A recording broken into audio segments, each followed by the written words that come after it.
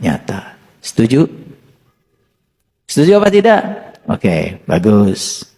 Berarti ngaji Rabu lanjut.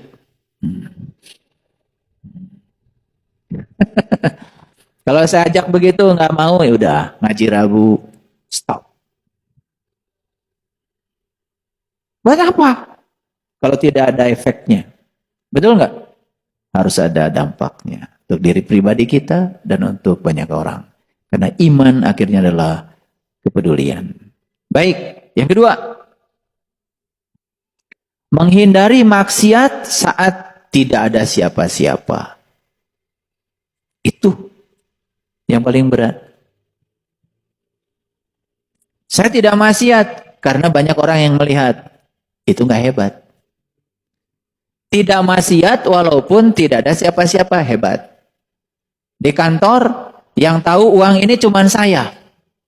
Anak buah saya juga tidak tahu. Uang ini langsung ke rekening saya. Gak ada yang tahu. Gak ada yang tahu kan? Mulai dikotak-katik. Kepentingan pribadi.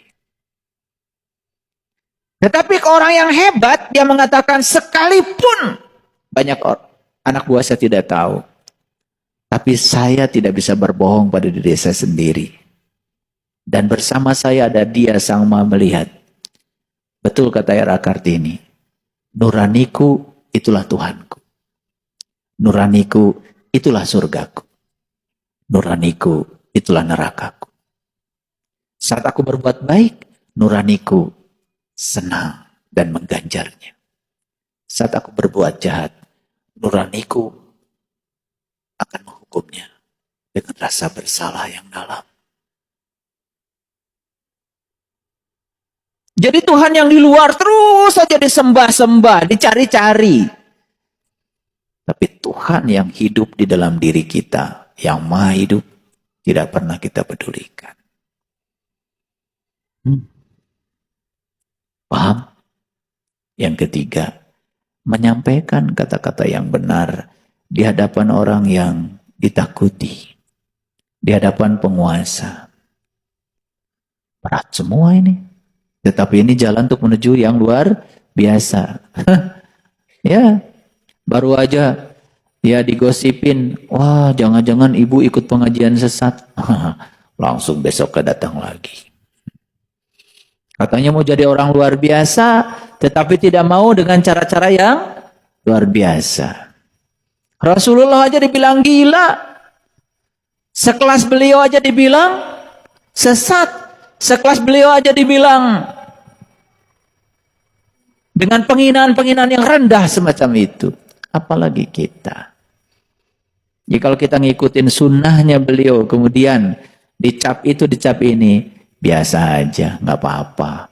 Kan yang paling tahu kita sendiri. Betul nggak? Kan hakikatnya tidak ada manusia ingin celaka. Semua ingin selamat, bukan? Tetapi ingin selamat kan belum tentu kita ngikutin jalan kebanyakan orang. Karena yang banyak juga belum tentu benar. Apalagi yang sedikit. Betul nggak? Itu. Tapi kan kita sudah punya patokan dalam diri kita. Kita sudah punya akal.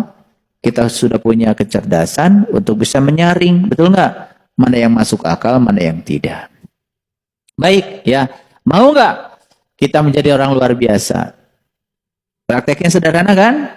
Satu, apa? Dermawan dikala sedikit. Wah, saya sekarang sedang banyak, ayah. Berarti nunggu sedikit dulu ya, supaya luar biasa. Entong!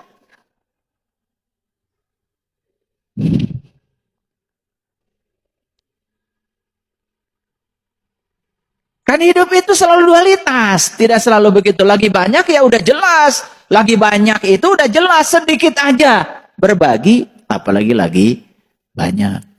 Wah, kalau saya lagi banyak berbagi kan tidak termasuk luar biasa. Jadi gimana tuh? Nunggu tidak ada lu. Begitu? Jangan.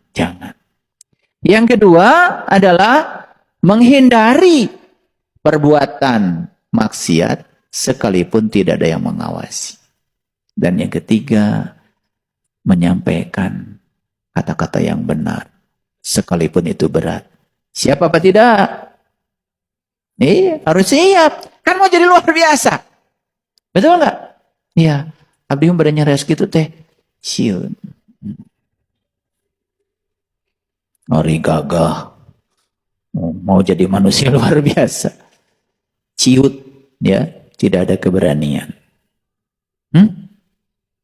Gitu. Paham ya? Baik.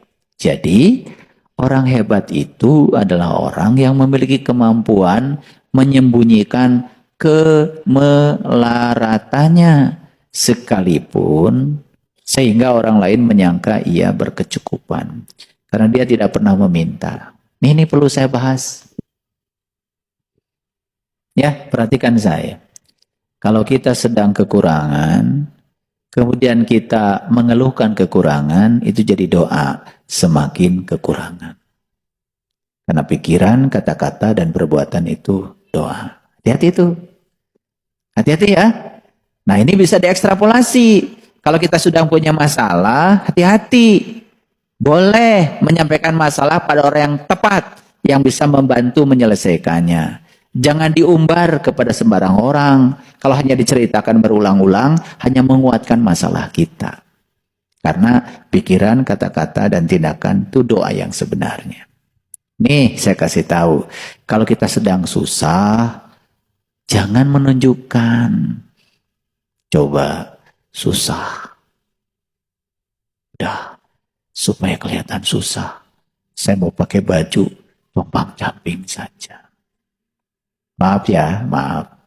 Itu yang sedang pakai baju compang-camping, dia itu sedang memamerkan kesusahannya pada orang lain. Kira-kira akan keluar nggak dari kesusahan? Tidak. Makin susah. Karena pikirannya susah, kata-katanya juga pasti susah. Betul nggak? Betul. Ya. Iya kan? Iya. Yang didongengkan pasti kesusahan. Yang dilakukan tindakan yang membuat orang lain tahu kalau dia susah. Pakai baju sengaja rambut rapi pun acak-acak. Ya. Kasih lumpur-lumpur dikit biar kelihatan susah. Jadi doa enggak itu? Gimana ya saya pengen menyampaikan ini sama mereka yang suka begitu. Caranya gimana ya? Karena kalau mereka terus begitu, sesungguhnya dia sudah menjadikan itu sebagai doa bagi kesusahannya. Nih, saya kasih tahu. Susah. Uang nggak punya. Tapi tidak pernah cerita kesusahan. Dan tidak pernah menunjukkan diri kalau dirinya sedang susah. Cerah, ceria. Itu jadi doa. Nggak akan lama tuh susahnya. Iya mati panggih oleh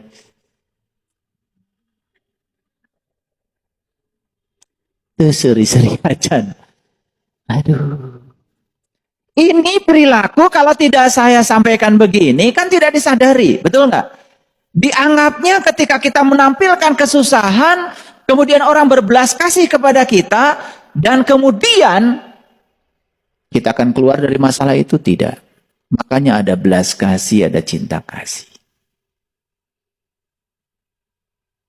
Ya. Paham maksud saya? Ayo, kita sekarang mulai bukan berpura-pura, bukan. Sebetulnya itu sedang menghibur diri supaya kita tidak semakin terjebak dalam sesuatu yang disebut dengan kesusahan.